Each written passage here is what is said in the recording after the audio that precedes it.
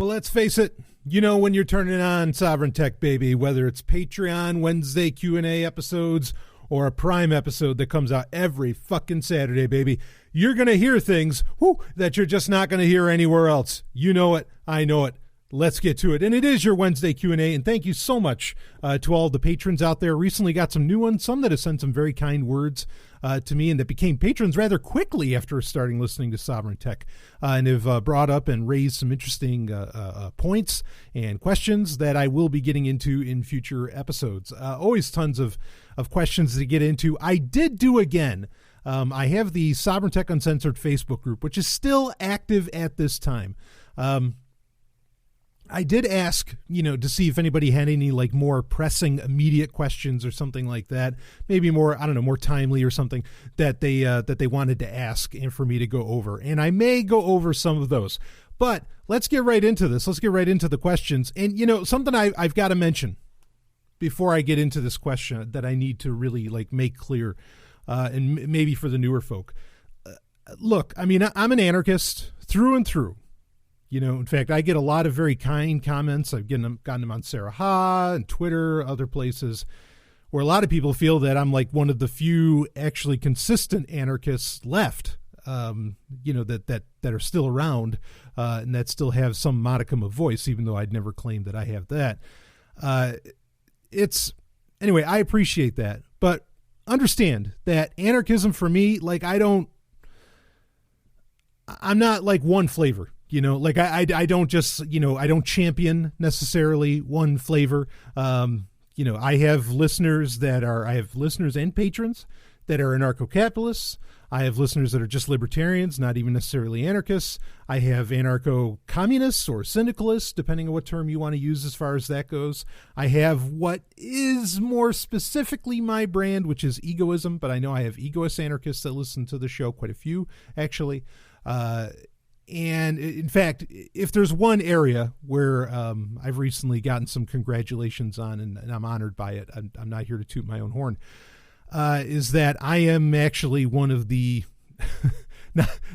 and look, the reason I say I'm not tooting my own horn, because I don't know how many people that this actually applies to. But I've been told that I am one of the largest voices in egoism today. And it's like... What are there, like 10 of us? Like there's not. There used to be more. There used to be whole publications and whole organizations and clubs and whatever based around egoism, like back in the late 19th century, early 20th century. But so I don't know if that's any kind of like I don't know if that's a compliment or not. That might be an insult. Ooh, I'm one of the prominent egoists. Okay. Anyway. Well, so our first question has to do with egoism, but I wanted to, and it will get into, it actually will get into some tech and science as we go along with it. But I do want to say, look, I'm not really, I'll bash every form of anarchism that needs bashing. Doesn't matter if it's, communists or if it's capitalists or whatever, I play no favorites here, but just understand that, if you hear something that's outside of the anarcho-capitalist line, well, it's because I'm not one. Okay. You can be one and that's fine. And there's plenty in my audience, a sizable amount of people in my audience are anarcho-capitalists, but, just understand that I don't play by those same rules. I don't necessarily pander to that crowd. And so I want to make that, very, very, very clear. That doesn't mean I'm against markets. If you instantly think that just because somebody's not in Ancapistani that they don't believe in markets, well, that's ridiculous. I firmly believe in markets. I think it's one of the greatest human processes ever developed. I love markets. So please don't misunderstand what I'm saying there. And I know a lot of people might not even realize that, holy shit, you can like freed markets without wanting to wave the banner of capitalism. Yeah, you actually can. So anyway, but enough of that. Let's get into the question here. I have a video. Speaking of egoism, I have a video on YouTube that's fairly popular, a few thousand maybe it's over 10,000 now, views on YouTube, which I know in the grand scheme compared to the millions, that's not really a lot. But some people have sent questions to me based around this video, which the video was really just cutting and pasting of Patreon content that I did about a year ago. And somebody responded, and this actually on an Egoist forum that I was participating in, this kind of became a major point of contention. And I want to address this here, okay?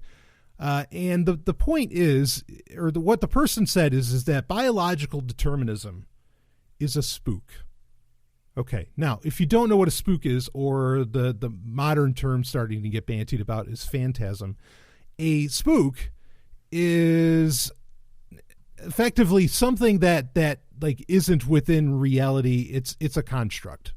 It's a fiction of thought. It's, a spook is this idea, like, for example, morality. Here's the biggest one, is a spook, because it's something that you created. It's something that you thought up and is only shared by those that agree to it, right? So it's not something that you can scientifically measure. It's not something that exists. It's a spook of the human mind. And boy, I know people want to bristle at that, but look, it is now. But I'll get into, if you have listened to, if you need me to, if I think of it, I'll link to that video in the show notes for this episode, because if you've never heard me talk about egoism and how so one of the ways you could define egoism is like ethical egoism. There's a few different types: psychological egoism, ethical egoism. But the point is that egoism itself can be ethical. Now that sounds like an oxymoron. Like, how can egoism embrace ethics? Well, it does when ethics intertwine with what this person described as biological determinism, or what I've called, and I'm not the only person to come up with this, and some people that use this term are batshit insane, but biological universals, okay, like empathy and things like this, is what actually allows for peaceable interactions between human beings. I mean, self-interest does as well, certainly, but anyway. So a spook is this, again, it's something, it doesn't actually exist. It's just something kind of being agreed upon by people, even though it has no actual basis in fact. And so to say that biological determinism, okay, is a spook is ridiculous. Because first off, I wouldn't even use the term biological determinism. I mean, that it's kind of fair to say that, but here's the thing, is that it's biological. Okay. It's something you can measure, like the planet Saturn is not a spook, right? Because it exists. Okay. Like it's there, and you can crash a probe into, or well, more or less, you can crash Cassini into it.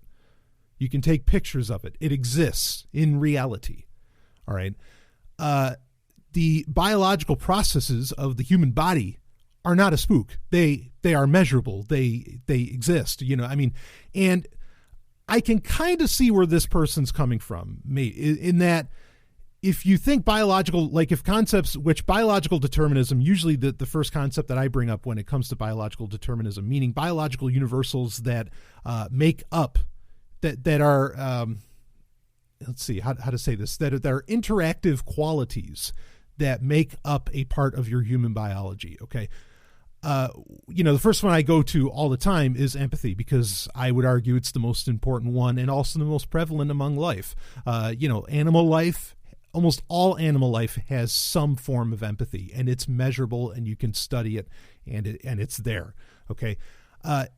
The term empathy, Stirner never uses. I've kind of talked about this subject in the past. Okay, Stirner never uses the term empathy, but I think if he knew, okay, if he had today the science of today, if Stirner had access to that, I think he would have talked about empathy a lot. There are a lot of quotes within Max Stirner's, who is kind of the godfather, as it were, of egoism, or maybe of or of egoist anarchism, even though he might not have used the term anarchism or things like this. He really, like, there's quotes and there's things that he says, like, well, when my brother feels love, I feel love, and things like, quotes like that very much hint at that he had an understanding of what empathy was, even though he didn't have the term nor the scientific evidence for it. Okay, but that this is part of, this is a part of the human condition. This is a part of the self, which, Stirner makes very clear. The self is like the end point of language, right? There's just quantities of it that will always be, or there's qualities of it that will always be ineffable and all that. But I think he was starting to hit it once that science would later prove, like empathy. Okay, so this is my point, is that to say biological determinism, or what I would define as biological universals, to say they're a spook is fucking nonsense. Like you literally broke from reality. And when you break from reality, you have no basis within which to define what's a spook and what isn't, or what's a phantasm and what isn't. I mean, and look, people bristle when I bring up like the idea of biological universals and all that. Yeah, a lot of egoists actually bristle when I do that, because they don't see it, and it's fucking hilarious, because they don't see it as part of Stirner's work. Well, no shit, Stirner didn't have, as they say, the science wasn't in yet for Max Stirner, so of course he couldn't fucking talk about it. And this brings up the point for me that, look, egoism needs to continue to evolve. Stirner wouldn't have wanted his book to be, the end all be all of what egoism is, by no means. And that's why it's such a shame that there isn't a whole lot of other great writings out there that kind of stand on Stirner's shoulders. I mean, there's people who write about egoism, but they start throwing in communism. They start throwing in, all these different, little isms and whatever else. And it just gets ridiculous. And it's like, no, you're just using the fact that, with the near nihilism that Stirner applies to the egoist philosophy, you're just using that because it can trash every other ism. It's one of the powers of egoism, is that, it can really thrash almost any human idea, if you apply it. But they're using it to thrash all the other ideas, and then they're just trying to ex post facto bolster their own little economic system or ideological system or something like that, and it's fucking insulting. So it's a pity that there aren't more really great egoist works out there, or there hasn't been any further advancements so much in the ideas that were portrayed in The Ego in Its Own, or The Unique in Its Property, depending on what version of the book you happen to be reading. There's different titles for that. But yeah, I get it that people don't necessarily like when I bring it up. Now look, you can transcend, obviously. You can transcend empathy, because clearly that's what's going on in the world today. People have gotten the empathy, traumatized or beaten out of them, or worse. I mean, yeah, we can get past these biological universals if you want to, but that doesn't mean that you just fucking ignore them and that they're not a part of the equation. Okay. I mean, that's kind of the thing here, is that, yeah, you could get past everything, I wouldn't say, so here's where we get into the tech a bit. I wouldn't say that you can, like, what's one way to get past these biological universals? Like, oh, gee, egoism is great, but I hate having to deal with this empathy. Maybe I'll just upload myself into a robot or something like that. No. Okay. As we've covered on many a Patreon episode, when you transfer, quote unquote, transfer your mind and thoughts and whatever else into a robot, that is not you anymore. Okay. That's the grandpa in a can. That's a copy. Just like, in Star Trek, right? Yeah. The transporters are fucking awesome. What an incredible, technology. Well, really, I mean, if you transport, off of a starship, like scientifically, if you transport off of a starship 10 times, you've actually died 10 times. You've just a copy's been made of you every time you go down there. Like, it's really, the transporter is just the nuttiest fucking shit in Star Trek. I will never, ever, ever have something like a transporter be a part of, be a part of the sovereign universe or something, or any kind of science fiction really that I use. I mean, you could do gateways. Like, gateways are kind of a different technology, right? But transporters, it's just like this idea of uploading your mind to a robot body. That's not you.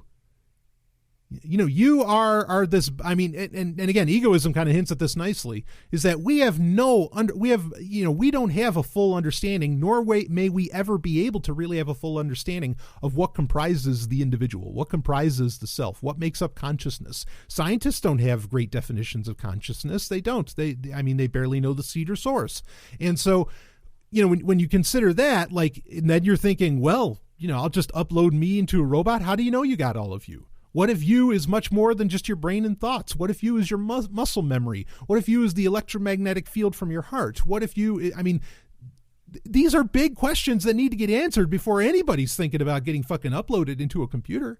But like I said, I would argue straight up that, if this is going, if you're going from live brain to live tape, or in this case, live hard drive, just like when you transfer any file from a USB, from like, say, from a flash drive to an 8 terabyte drive or something, okay, connected to your computer through 2 USB ports, you're transferring those MP3s, you're making copies. And of course you are. I mean, the original's still on the fucking, even if you do, well, I mean, yeah, you could do the cut command, but really the other one's still there. You're making copies. It's not you. So yeah, humanity can transcend some of this biological determinism, which again, I don't really like that term. I do like the term biological universals. These attitudes and again, qualities of interaction that you have as a human being, these social qualities that you have as a human being, because of the basis of the shell, the human shell that you live within, okay, as an individual, they're there. You can't, you might as well learn to how can I most efficiently take advantage of these things, not, or if it's like a trauma, how can I repair it? Not like, let's transcend, because I don't know of any way to transcend and still be you. And no, before anybody says anything, the desire to kill, okay, or the instinct to kill, I wouldn't even argue that that's, or to kill another human being anyway. I wouldn't argue that that's an actual instinct, not to kill another human being. And there's a lot of evidence, be it sociologically, historically, and otherwise, that and anthropologically, that would point at that. No, that's not a biological universal. That instinct is not like a part of the human condition. To eat meat and things like this, yeah, I mean, there's different arguments to be made there. But to kill another human being, no. In fact, this is one of the huge areas where I have a big issue with Thaddeus Russell's work, who I generally enjoy what he does. Generally, and I certainly enjoy, Renegade History of the United States was a phenomenal book. But he's made it very clear that he thinks that he's kind of talked about the lack of that morality. He hasn't said in so many terms, but that morality is also a spook. But he makes the claim that if a baby sees somebody's head get cut off, that it doesn't care and it doesn't feel anything. And I say absolute utter bullshit. A baby will cry its eyes out if it experiences something like that because of the biological universal of empathy. Okay. So, I don't think that morality being a spook means that we're heartless or something. Quite the opposite, in fact. And again, this goes back to this what a person called biological determinism, but what I would call biological universals. Now, there's a thing called genetic determinism, which isn't exactly which maybe that's what he meant. But genetic determinism has a lot of different, and this isn't just something that humans have. That is a lot of different things at play. Like with genetic determinism. One of the popular theories within one of the more extreme theories within genetic determinism is that, you've evolved to do certain things. Like one of the things is that you evolved to have a baby and live long enough to raise that child into adulthood. And so pretty much via evolution, Homo sapiens have evolved to die at 30. At 30 or 40 or something like that, at a very young age, just long enough to where you can have a kid, raise the kid into adulthood, and then, you die. And that's why we get old and things like this, because it doesn't make sense that we get old. When you read books like Ending Aging by Aubrey de Grey and some others who are absolute leaders in their, in the field of life extension, they make the point very quickly, like, no, it just doesn't make any fucking sense why we die. Well, some would argue that it's because of genetic determinism. But, if you even accept what genetic determinism says about human lifespan and things like this, like I said, you can transcend that, right? But also, I would argue that there are a lot of things that we know that make up, shall we say, biological universals of humanity that stand in contrast to the idea that we're just meant to have, to pass on our DNA and then die off. There's quite a few, but that's another conversation for another time, and I've been talking about this quite a bit already. So, no, biological universals, empathy, things like this, these are not spooks. They are. You can measure them. They exist within the world. They have a biological basis. There is science behind all of this, and science is a big part. Even though it was kind of the flawed science of its day, understand science is a big part of Max Stirner's work. He references that the high science of his day often, even though some parts of it are wrong, some parts of it aren't, but some parts of it are. So keep that in mind. And look, I'm not like pushing any kind of, racism either. Like the idea that, empathy, if it doesn't have empathy, it needs to be offed, or, I'm not pushing anything, remotely of that kind. When I'm talking about biological universals, they are always like in the positive, really. I mean, there might be some negative ones here and there, but it's tough to consider that there are negative biological universals, because why would you evolve to do something, why exactly would you evolve some kind of interactive or quality of interaction that comes from, your human biome, your human biology that leads to you dying because of your interaction with another human? Like that doesn't even, that makes no fucking sense whatsoever. If genetic determinism is a real thing, which, again, genetic determinism has a lot of degrees, a lot of different extremes that some scientists accept certain extremes, others do not. You're evolved to pass on your DNA. You're not evolved to off each other. You're just not. Okay? Again, that just doesn't fucking make any sense whatsoever, scientifically, or even in your own headspace. It just doesn't click. So, all right, let's move on from that. But again, no, biological universals are not a spook. They're just not. They are. I hate to always just like say this, but they are science. Okay, it's how it is. They exist. Okay, so. And if you want to argue any points on that, please feel free to do so, and I can be very, very kind about it. Let's see. Let's go to. I'm going to look at the Patreon, or at the Q&A question in the Facebook group. So let's see. Just a thought / quick question about quantum computing. Listening to the dude describe it as, and I'm paraphrasing here, being in a state of flux and being both 1 and 0 until observed basically sounds like Schrodinger's binary, or am I oversimplifying quantum computing? No. So this is in reference to, was it episode 245, just this past week's episode. And I am recording this on Wednesday, October 4th, 2017. Amazing that it's October. So you're talking about Schrodinger's cat, effectively, which means that until you observe what the cat is doing in quantum mechanics, woo, we get to break out the big words. The cat is both alive and dead, until you observe, which falls into another scientific concept called the observation principle. Yes, that is exactly really what they're saying, is that within a quantum state, it is both. It is 1 and 0 at the exact same time, which is also why it can exponentially grow. So no, you're not. Your paraphrase is fair. Okay, that's the bottom line with that. So in quantum, a lot of people, and this was until I've just heard this over the past couple days, and of course we recorded that episode on Saturday, where I said, look, quantum computing just got really fucking serious. Now that there's like a programming language and development being funded by a company that has what one could almost effectively call limitless cash, okay, to throw at it. The only other companies maybe that could do that would be like Amazon or Apple or Google or something like this. But they are on it. I mean, now I'm starting to think this is really, really going to be a thing. In fact, I'm going to skip down because someone else had an interesting point about quantum computers. They said low orbit satellites as quantum computers for cooling with Li-Fi for data transmission. Less chance of ecological impact than ocean cooling. Is this really the push, or is this the push for the private space race? Now, this is interesting. So Elon Musk actually talked about this, where you would have a series of satellites in orbit of the Earth, almost suborbital, to where you don't run into like latency and compression problems that occur normally with satellite communications.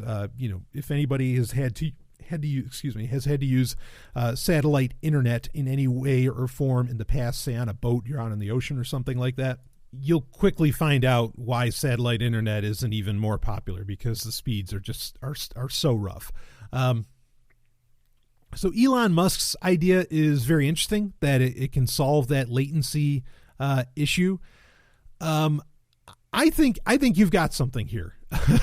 Like I think that I hadn't thought about that, just because, like I said on the recent episode of Sovereign Tech, where I was talking about really the quantum computing, the quantum age that we're coming into. It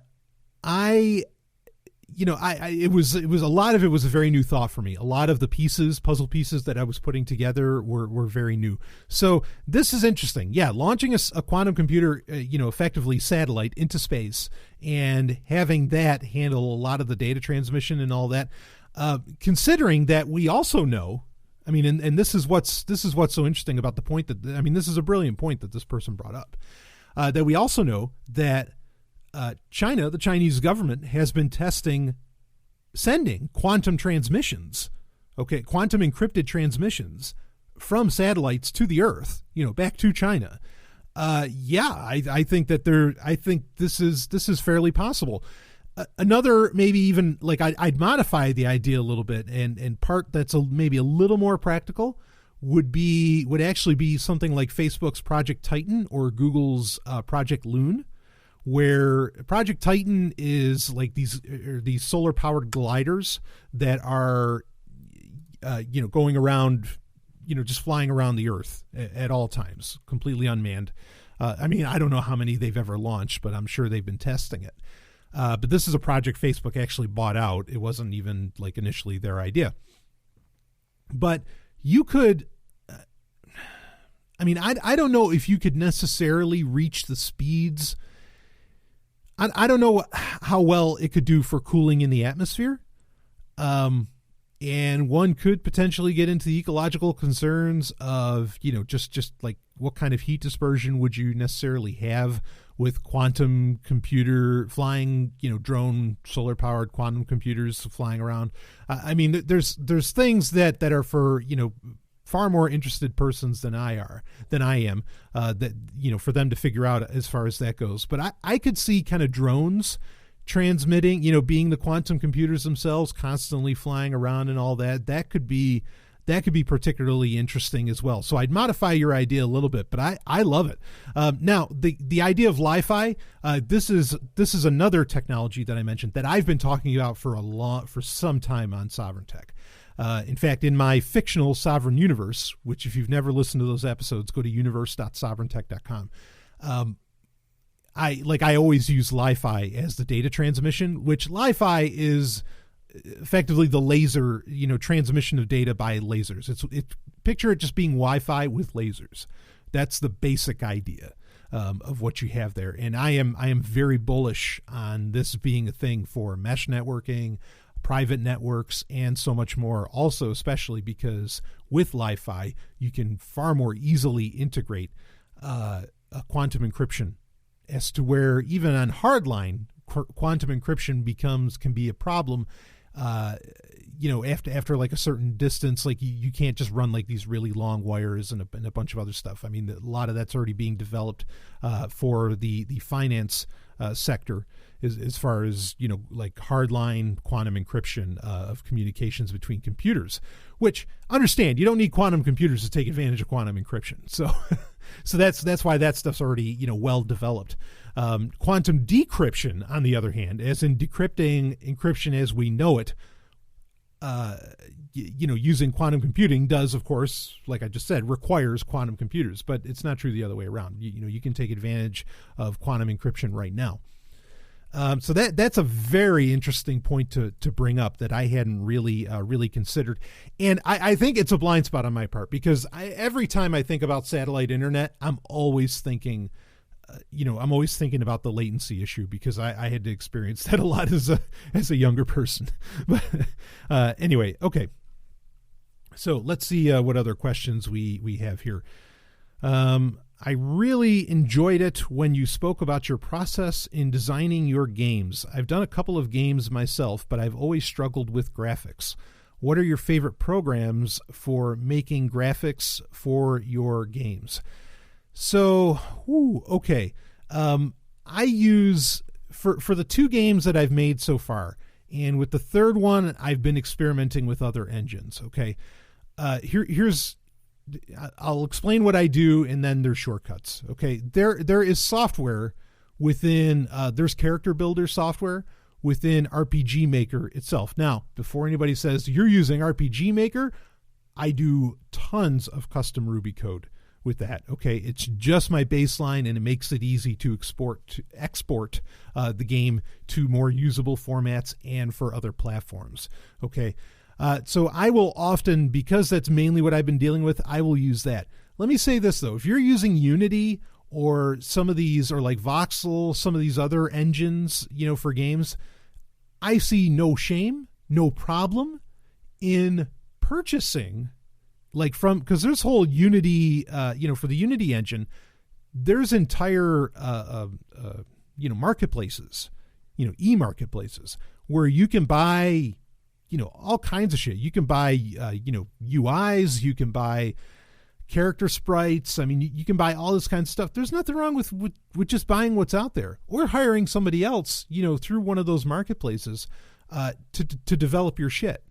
I think that's phenomenal. So my main experience with character creation, has mainly been through some of the add-ons and built-in stuff for RPG Maker itself. So not exactly the best answer to give you, but it's the nature of the software that I use. Now, when you get into other things, like when you get into Game Studio and some of these other ones, they also have, and probably what I would end up doing is you create, very almost pixel by pixel, you create the characters that you want in your game, and then to some degree it can automate the animation of these characters. So it's part of the reason that I like to keep things simple, is because, like that way I can actually make these games without it taking, 50 years of my life. And also I like the retro feel. In fact, I'll tell you, last night, Stephanie and I, we were playing, we had just gotten back, or let's see, that was Monday night, whatever. Anyway, Tuesday, yeah, it was last night, but whatever. We had a weekend that we spent with friends, and we were down in the Seacoast, and it was a very nice time in New Hampshire. And on last night, we're like, all right, let's play the SNES Classic, baby. We've got this thing. Let's rock and roll. And we played some Mario Kart and whatever. And eventually she's like, all right, I want to play Super Mario World. And I let her play Super Mario World. I had to go get some stuff done, or we played it for a little while, 2-player. Of course, like most Mario games, it's one at a time. It's not like real-time 2-player. And I was like, no, go ahead. You can just rock it out. Yourself, play on your own. She played for hours. I mean, she was all over that, and she just loved it. And she's like not that serious a gamer. I mean, she can rock your ass in Tetris and Dr. Mario and things like that. Certainly, she just kills it at those games. But she's not like the most serious gamer. But there's something about the warmth and feel, and I think almost with classic graphics, I think that there's this quality, there's this unassuming quality that like you don't have to take this too seriously because the graphics don't look, shall we say, as serious. Even though I still think they're gorgeous graphics and there's an art style to so many different types of Mario games, especially like say Yoshi's Island, which is the sequel to Super Mario World on the Super Nintendo, which was very intentionally done to not be graphically impressive because Shigeru Miyamoto hated the work that was being done on Donkey Kong Country. He didn't like the look of Donkey Kong Country, which is ironic, right? Because I know me back then, which that would have been what, 94, 93, 94, because Yoshi's Island came out in 95, I think. Super Mario World 2, Yoshi's Island, that's the full title. Like the fact that how graphically impressive and the more like computerized, more CGI style graphics. I mean, it's all technically CGI, right? But the more CGI look, I guess you could say, whatever, the more 3D look that Donkey Kong Country had, like that impressed the fuck out of me. Just like when, when Star Fox used the Super FX chip. That impressed the fuck out of me, especially on a Super Nintendo. Like on a computer, you kind of have this mentality of, well, it's a computer, it can do fucking anything, right? Even though at the time, your average computer was what, like a 486 DX, like I had. But I mean, like that, I'm amazed that Donkey Kong Country was by, one of the greatest game designers in history, that being Shigeru Miyamoto. I'm amazed that he thought that looked terrible. And that's why with Yoshi's Island, he wanted a very basic, like artsy style. He didn't want it to have that more realistic look or whatever. And maybe he was onto something, which he's been onto something his whole life, obviously. I mean, fuck, you don't create all these characters in games and not be, goddamn brilliant and have insights that other people don't. And so I think he might have been onto something, that having more basic graphics is actually very appealing. Like that you want that. That gives a certain that plays a not a malicious trick, but it plays a trick on the brain that says, oh, this is engaging. I can just pick this up and play. This is all right for me. This is safe. Like I could really imagine that. I've never heard him say that, but I could actually imagine that that's a thing. So, and I've kind of come to that conclusion, and that's why, even though it could be very sexy if my games had much higher end graphics, and maybe ones in the future will, I think that there's an advantage to having those very inviting and warm, 16-bit kind of character sprites. So anyway, all right, let's get into another question here. Did you see Kingsman: The Golden Circle? Not yet, but I will. And I'll probably, because I have so many reviews to do, some of them higher profile, I'll probably do the Kingsman review for Patreon. So you'll get that here. And this person's a patron anyway. Speaking of reviews, what are the chances of getting the Tick review? Same for My Little Pony the movie. Also, how much did Big Alphanumeric pay you? I can't reveal. I'm on NDA, and not that I care about. Wait. No. I can't tell you how much Alphanumeric paid me, but let's just say they have access to a lot of zeros. We'll put it that way, because they're alphanumeric. The My Little Pony the movie review, yeah, never going to happen. Just not a chance. Sorry. The He-Man consortium paid me off on that one. Not that I have a problem with bronies. Like, I totally get it. And there's, as far as like the modern My Little Pony stuff, like I believe me, I understand. I've watched some of it. And there's talent there, in all seriousness, which whatever. As far as the Tick review, I was kind of waiting for the entirety of season 1 because Amazon split it in half, but maybe I'll just do a review for the for the first half. But I'll get back to you on that. That's definitely something I want to do. Let's see, In-N-Out or Five Guys? Well, like I said, I was at the Seacoast hanging with some friends, actually friends from the Voluntary Life. Jake DeSillis, who does the Voluntary Life, and Hannah Brame, his wife, who does BecomingWhoYouAre.net, both great friends. We actually had Five Guys on Sunday night, and I was excited when I heard we were going to have Five Guys because I was like, oh, I love Five Guys. Yeah, Five Guys just blows In-N-Out like out of the water by a long shot. I don't know how Five Guys does this. Okay, Five Guys somehow sells a fucking veggie burger that doesn't have a burger. It's just the bun and the toppings. but it tastes like a goddamn burger. I don't know how they do that, and I know that they're not putting in like, the lard or whatever else, they're not cooking it in the grease or something, because then, the vegetarians would never go for that. I don't know how they pull this off, but it's remarkable. It is just such a delicious thing. And of course, their fries, how can you not love the value that you get with Five Guys fries, where, you get a small fry, right? You get a or little fry as they call it, and then they just toss in they'll give you the little cup with the fries in the bag, and then they just like take 2 scoops and toss 2 more scoops of fries right into the bag. It's absolutely amazing. But a brilliant idea, because when you make that a standard practice, it allows you to it's actually a waste solving problem, because at a lot of fast food places, one of the largest amounts of waste is fries. Okay, meaning that fries can only sit like they'll have little timers on them, not for how long they cook. They take 2 to 3 minutes to cook in a deep fryer. They only cook for, they can only sit in a fry bin to serve for like 5 minutes at best. 2.5 minutes, you're running into the danger zone. But you only have about 5 minutes, and so most restaurants that serve fries, like part of their problem, or that serve like kind of a fast food situation, which Five Guys is sort of in the middle on that. They will, they throw out tons and tons of fries every single day just because they're cold. So with Five Guys, it's brilliant, because if they get you used to like that, they toss in the extra fries, they can toss in however many extra fries they need to.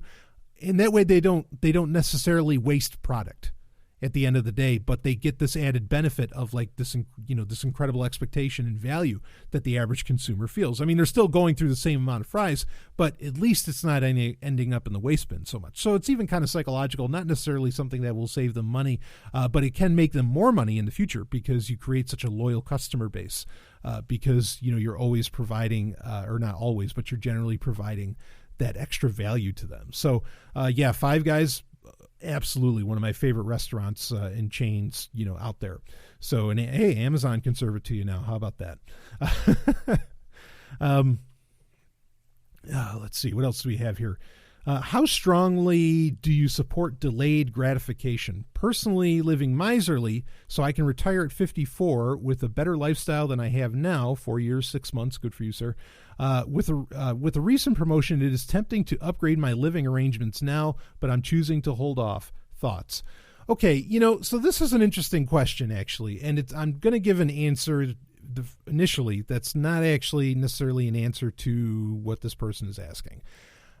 This whole idea of like delayed gratification and instant gratification is really a false dichotomy. I don't want to say paradigm. I think it's a dichotomy, because it's because this is one of the things that people who believe in bullshit science like RK selection theory, and it's utter bullshit, at least when it applies to humans, certainly. They like to say that, the R types, which I think they're the rabbits, right? They're the inferior type breed in RK selection theory of humans. That they have to have instant gratification all the time, and it keeps them from actually building anything or doing something amazing in their life. It's not about gratification. It's not like, they can't hold their piss or something. All right. That's not what this is. The difference between instant gratification and delayed gratification is that people feel like they want to have the security that what they want is theirs. It's not that they can't control themselves or something like that. There's a very simple, psychological basis for why somebody, maybe doesn't want to wait or, has to have it now, because there's a sense of security, and security is a need.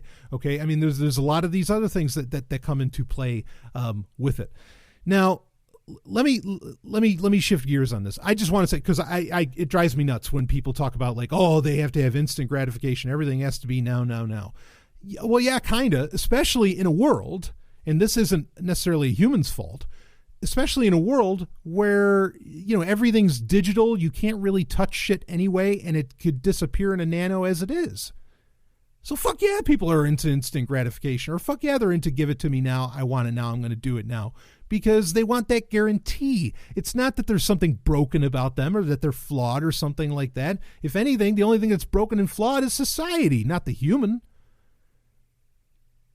So anyway, to actually answer more your question, is it Leo Babauta, whoever that guy is, the guy that wrote The Power of Less or something like that? He makes a great point maybe he didn't write The Power of Less, whatever. He makes a great point in that the one skill that you actually need to get anywhere and do anything in life is the ability to be comfortable with feeling uncomfortable. And what that means is that if you can handle being uncomfortable for a bit, you can practically achieve anything. Okay, like you can lose weight because you can deal with being hungry. You can get that bodybuilder body or something because you can deal with the pain. You can save a lot of money. You can do extreme saving, right? That's one of the paths to financial independence is extreme saving, like my friend Jake would say on the Voluntary Life podcast.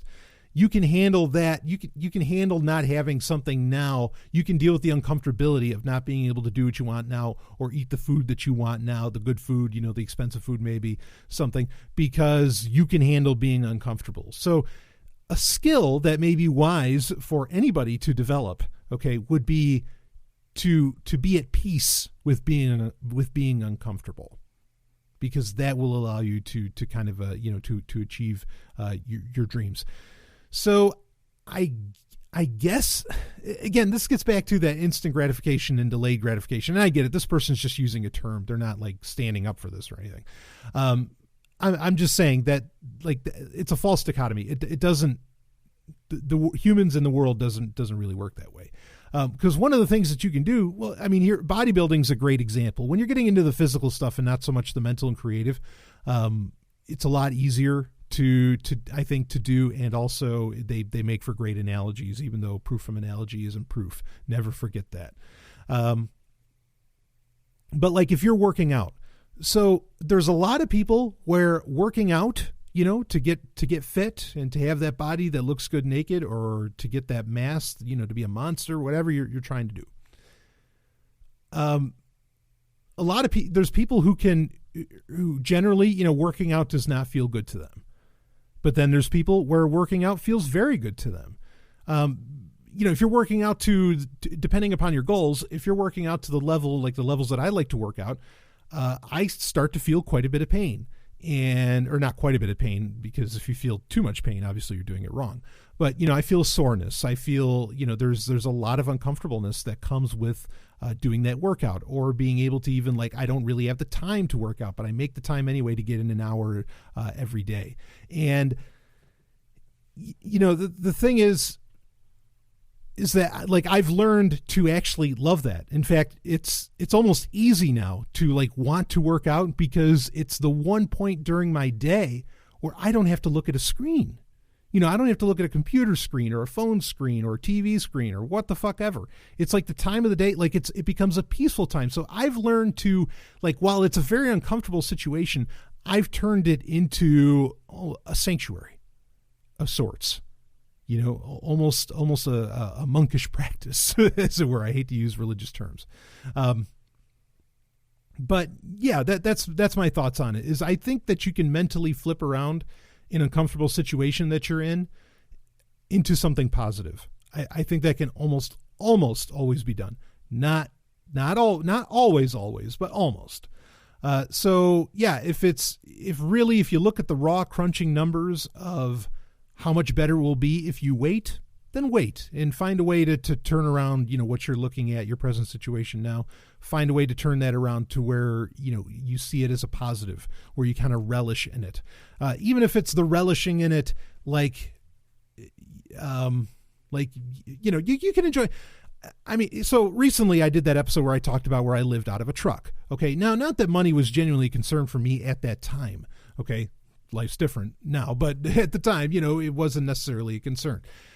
I kind of relished in this idea of almost a romance of living, living like a, I don't even know what term to use, but not like a street sweeper. Okay. I'm not Andy Van Dyke or Dick Van Dyke, right? Dick. Yeah. Sorry. I was thinking Andy Van Slyke from the Pittsburgh Pirates, who was a popular baseball player a long time ago. But Dick Van Dyke, I'm not that, but like just this certain, kind of the whole Glenn Frey, you belong to the city, you belong to the night, kind of just sort of relishing in that you see in a lot of movies, even like movies like Rocky or something, so I think you can always mentally spin things, kind of into a positive. Just don't break from reality when you do that, of course. Okay. So I hope that answered that. I mean, if the numbers look that much better, if you don't, start upgrading your living arrangements now, I'd wait, and just find the way to take solace in the uncomfortable, and it really is possible, or at least I've found it possible. And I think it can be for others as well.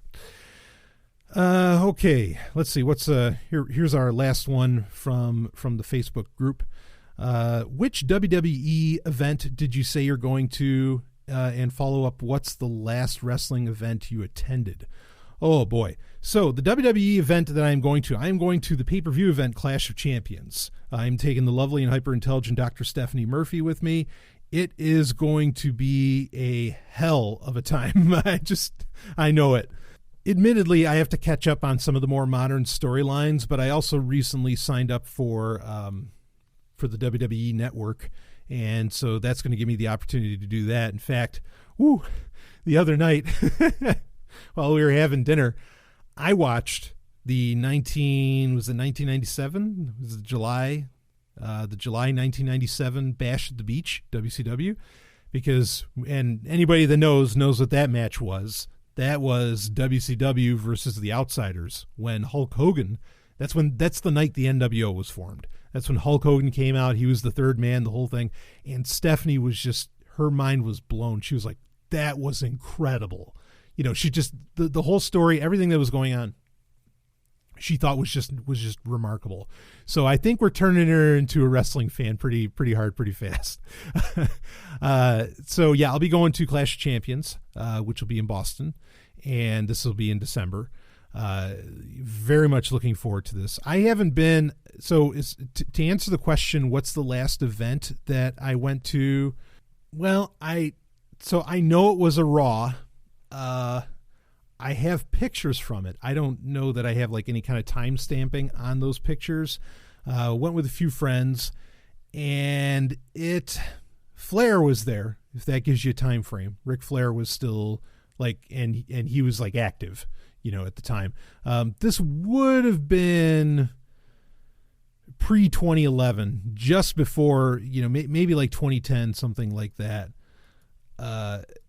Yes, something along those lines.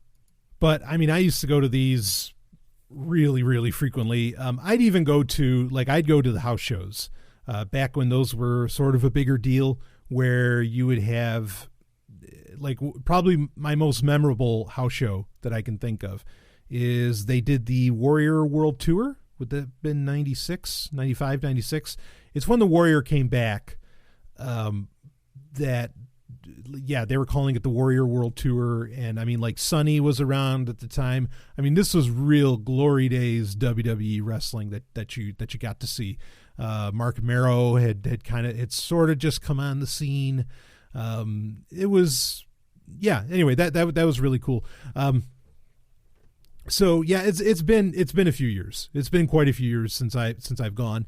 It's been a few years since I've watched, like actual full on live wrestling, say on Raw or or on any of their other nights. It's been a while. So, but we'll be catching up on that.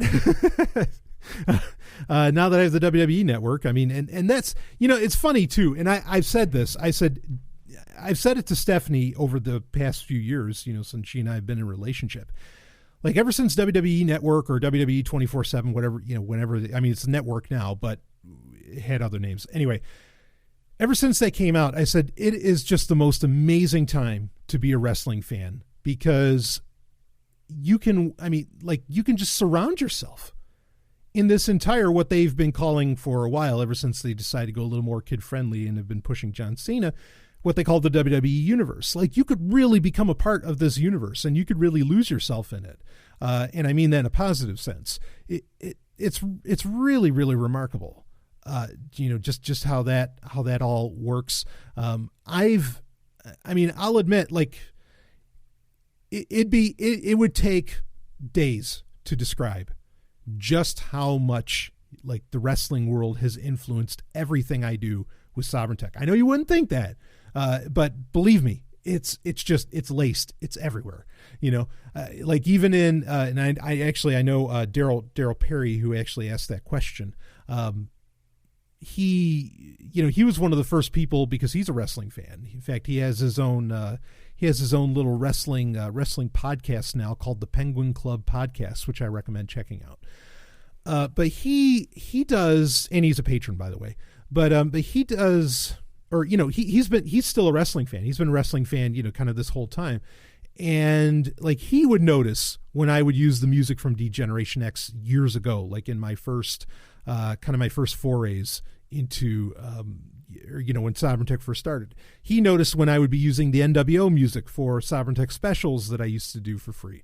All these different things. He got he got all the references. He always has, which is really cool. Again, this has been going 6 years, and so anyway, it's going to be a great time. As far as what's inspired me to go see these things again, I think that's a conversation for another time. And maybe sometime I could have, like, Daryl on the show and we could talk up some wrestling and everything. But anyway, it's going to be fun. I'm looking forward to this Clash of Champions. I think it's going to be, and I told Stephanie, there are, like, look, I'm not that into sports. If I am into sports, I like more individualistic sports, where it's not team based and it's more about the individual. But I'm not the biggest sports guy. I've had times in my life where I've been into them. I do like, I still kind of like baseball. I suffered from Mets fanitis for a long time, growing up in New York. But I got to tell you, like, I remember the first time I went to a Buffalo Bills game in Buffalo, New York, at whatever that stadium was. They had just changed it. It's not Joe Robbie. Whatever the fuck the Buffalo Bills stadium's name is. I can't think of it now. And it had, at that time, it had even just recently changed names. And when I first, when you get on some of the upper levels of the, the seating of the stadium and everything, and you walk out there and you look upon the field, it's, whether you like sports or not, it is awe-inspiring to see this kind of, this kind of building, this kind of creation, and really for something that is, meant for almost pure pleasure. It's remarkable that it's that, this isn't the Roman Colosseum, which is another awe-inspiring thing, certainly, that I've visited often in my life. But it'll really change you, when you see this kind of, this kind of setup and everything. And I think Stephanie gets it. And she's even said she looks forward to it. I told her, I said, look, when you go to a WWE show, the amount of pageantry, the setup, the styling, everything about it, the show, you don't even have to like wrestling, the show, all of it. It will really, really, like, it'll shake you to your core when you see this, and not necessarily in a negative light. Maybe for some people it's negative, but it's something to experience. I think going to any kind of sports game or sports event or sports entertainment event, I guess in this case, is really something everybody should experience, because it will, kind of like Duke Leto Atreides said, right? The sleeper must awaken. It will awaken something in you. Or at least it'll shake you up a little bit, because you'll just be amazed at what you're looking upon, and that humans can achieve this, and just, that level of professionalism, showmanship, and all of this. It's really a remarkable sight to behold.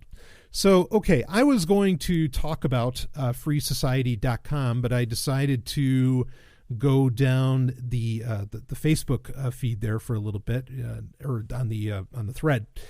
But I want to get to this last one, and I guess I'll cut the question kind of short so that I can squeeze it in.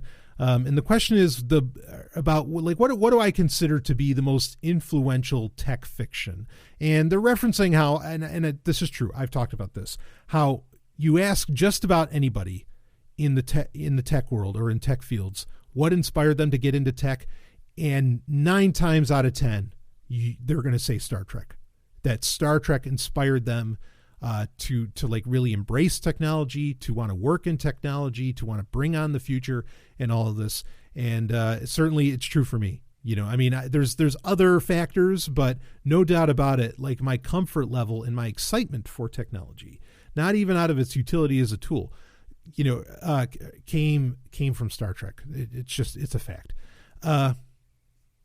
So as far as like other great tech fiction, that kind of inspires, I guess, with tech, which, by the way, I didn't get to the Star Trek Discovery review on last week's episode of Sovereign Tech, on the Prime episode.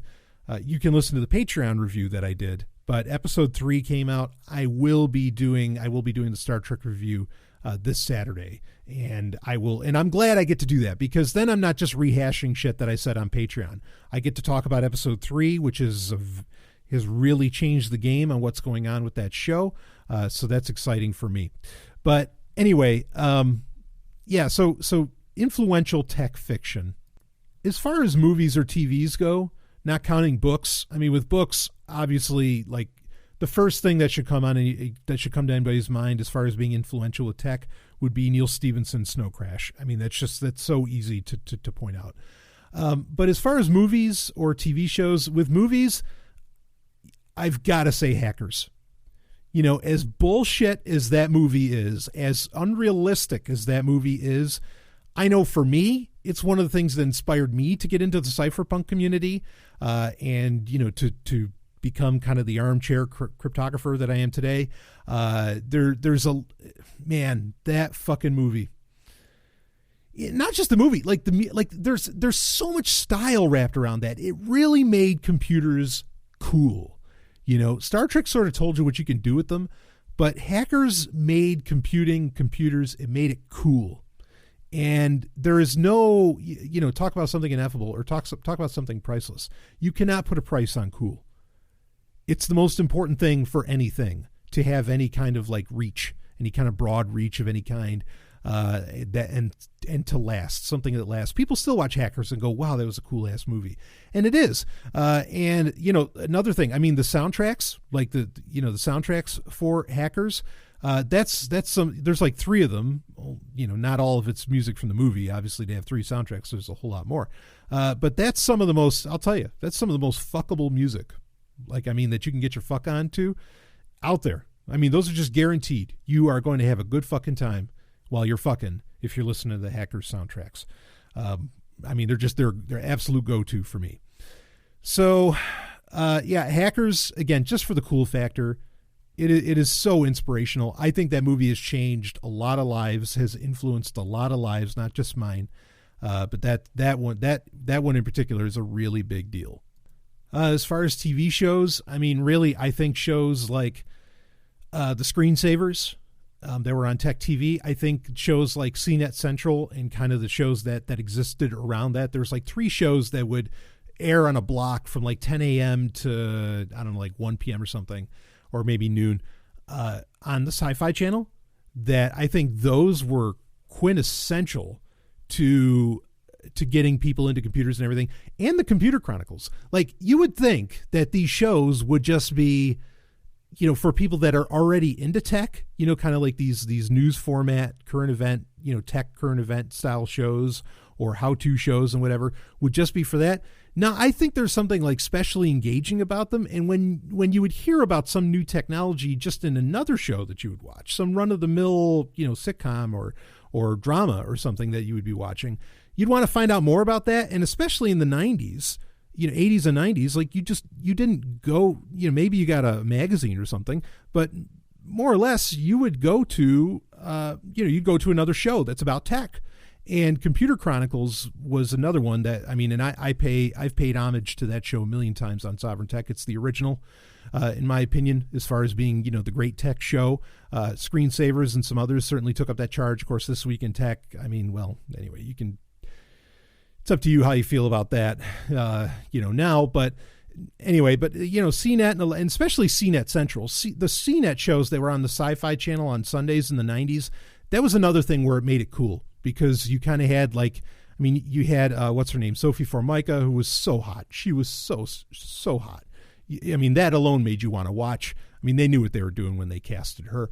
A bunch of those kinds of shows, I think, were really influential, but those aren't necessarily fiction, right? But I wanted to really point those out. But otherwise, like, it's really hard to actually to think of, like another piece of fiction that isn't science fiction. I mean, you can say science fiction like across the board just inspires a certain lust for tech, but as far as fiction. Yeah, I mean, maybe James Bond, right? Like, everybody loves the gadgets, and I guess that could get people into it. But this is why I think the movie Hackers is so unique. And don't even mention, like, War Games. Or maybe Tron. Tron would be another one of those, like, rare types that gets people excited about computers and tech and all that.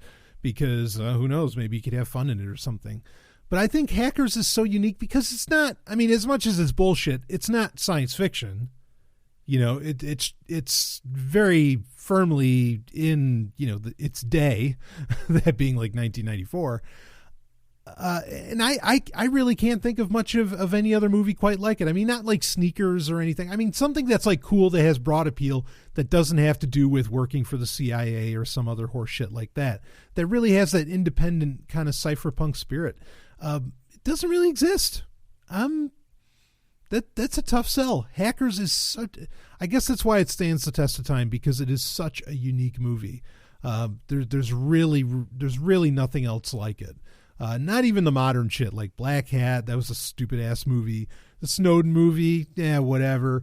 I mean, you could go down some modern stuff. I don't know that any of that is going to inspire people to get into tech or anything like that. Not the way Hackers did. Just way, way too unique of a film. As ridiculous as it is, it's still just, yeah, it's still just that cool.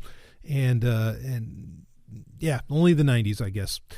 Anyway, I'm going to get to one more just came in. I'm going to get to that. One more comment on the thread. And it said, curious of your thoughts on Microsoft's dealings in the enterprise space. To me, it looks like they are getting close to another antitrust situation, bundling all sorts of apps and services and wrapping it into their required Office 365 offerings. Am I overreacting? So this person actually left a post also on the recent episode of Sovereign Tech about quantum computing. Because, as I said on that, Microsoft is really, like, they're putting all the pieces together that is allowing for a mixed reality and quantum computing future.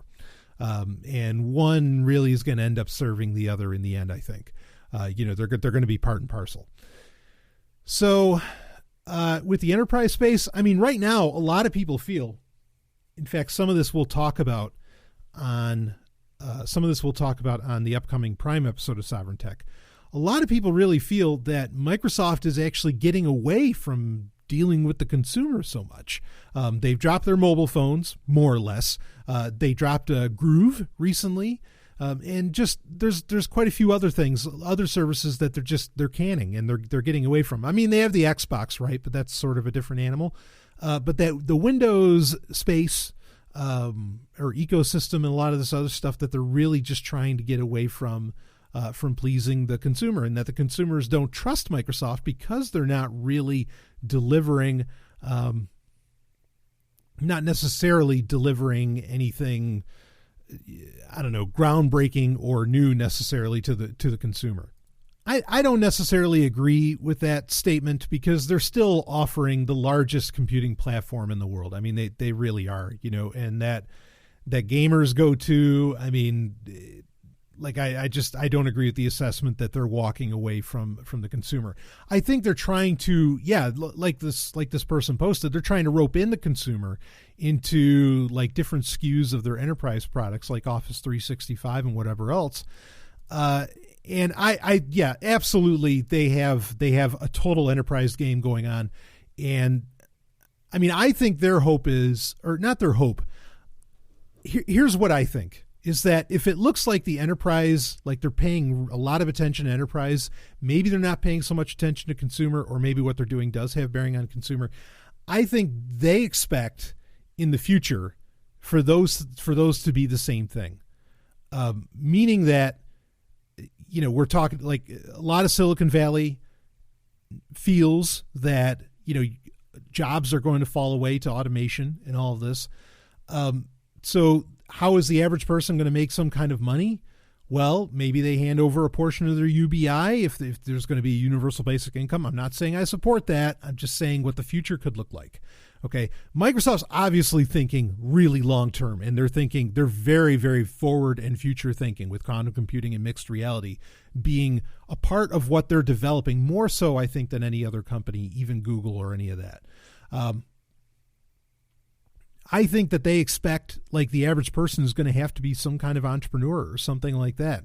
And so your individual life is going to be completely intertwined, kind of like how I, live right now, where everything I do is like, there's no real off time, like, to say what hours do I work? It's sort of 24/7. I mean, the same is true for Stephanie. The same is true for a lot of entrepreneurs.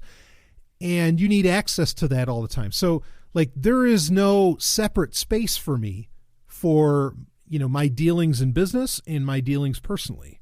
I mean, I might use separate apps or something, but by and large, like, I need all of those things accessible at the same time, all the time. And so, Office 365 is a very attractive proposition to me, and I use it because it serves both my personal life and my, business or / enterprise life or whatever, in a very real way. So yeah, they are trying to get everybody wrapped into their Office 365 offerings, which, look, and I've said this for years with Office 365. Okay. First off, it's successful. Like, Microsoft is making a ton of money off of it. Second off, that by comparison to how you used to get Microsoft's apps, what you used to pay for Office, what you used to pay for all these different offerings that Office 365 gets you, Office 365 is a great fucking deal. Now, what happened with OneDrive Gate, I'll never forgive them for, and that's bullshit all the way around. Okay, I'm not praising them. What I'm saying is that conventionally, Office 365 is a fucking amazing deal. Like, you actually give value for what they're putting. You really do. You give value for what they're putting you into. All right. And are they going to add more stuff in? Yes. Is that going to end up leading to antitrust? This time around, I don't think so. And I'd have to tell this story, and I don't want to spend that much more time on the show, I don't really have the time to spend on this episode right now. But I think that the antitrust actions of 2001 and a little bit previous, that was about making sure that a company like Microsoft, which was the biggest shit in the world, and I've talked about this story where Bill Gates, where he said, where he, like, cracked a joke about the president saying, I'm more powerful than the president. I think that whole situation was about breaking Bill Gates. Okay. It was not about antitrust. Antitrust is never really about antitrust anyway. Of course, it's not about monopolization. It's about keeping, just making sure that the government, or the corporatist system, like, stays in power effectively, and you don't have anybody that's some kind of runaway breakaway success. Not that I agree with monopolies. I don't think that those in a free market, those wouldn't happen. But anyway, I think that was about breaking Bill Gates. That had a goal. It didn't have to do with Microsoft's practices overall. In Europe, different story. But in the States, no, I don't think that was a concern. But also, like, I've talked about this. Chrome OS should really be technically would be breaking all of the same laws that supposedly, or would be engaging in the same practices that Microsoft was during the Microsoft case, 2001. Okay, it's the same shit. The fucking web browser is the OS. How are these being allowed to be sold in the European Union when just years ago and to this day you have to sell, like, Windows N, where it doesn't have Internet Explorer, baked in, right? How is this possible? Granted, Google's running into its own problems, but it's not for the browser shit. Point being is that things have changed, and what ends up looking like monopolistic actions doesn't seem to get prosecuted the same way anymore. And there's this really, really strange fine line. Again, it's corporatism. Governments and corporations have the power. There's this fine line where you can't, Oh, this is a huge conversation that I can't really get into right now. But no, I don't think that they're going to be gone after for monopolistic practices, especially when you have juicier targets like Amazon and Google and maybe even Apple in those cases. Microsoft is sort of seen as the underdog now. You know, it's not like they were in 2001 where literally like they owned the PC landscape. They just fucking owned it.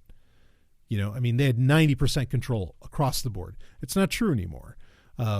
So I don't really see it happening that way. But I think you raise a good point that, yeah, there's a lot of enterprise plays going on here, and that you know, they're not giving up on that. That's where their bread and butter is.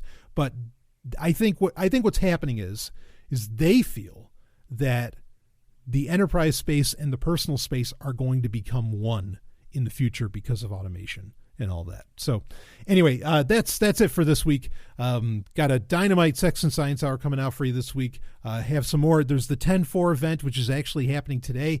Microsoft had its mixed reality event yesterday. That would have been October 3rd. I will be doing reviews of those probably for Patreon.